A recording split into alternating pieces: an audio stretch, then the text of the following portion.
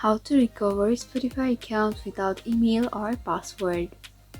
So if you don't have access to your email or if you don't know your password but you want to recover your Spotify account, then this video might help you.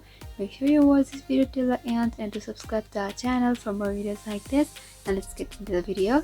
So the first thing is you need to open up to Google, or you can also go to your Safari if you have got iOS or Chrome, and there you can search for Spotify contact form.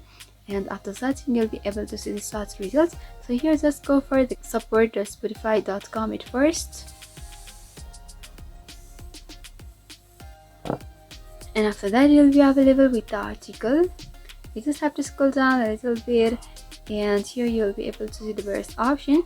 At the bottom there, send us a message option. Just tap over the message us option over here and you'll be opened up to this interface. So previously, if you have logged into your account by using your Google, Facebook or Apple, then you can use this and you can easily log into your account. You don't need to enter your password anymore. You can continue with Google, continue with Facebook, or if you're an iOS user, then you can continue with Apple, and from over there you'll be able to log in easily.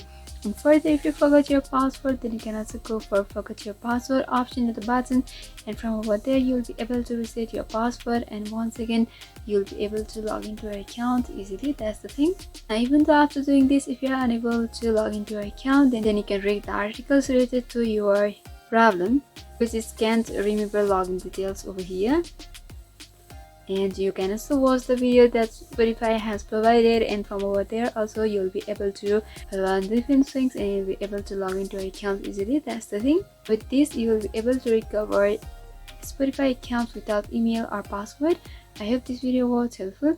If you still have got some queries, then you can mention down below in the comment section. Thanks for watching.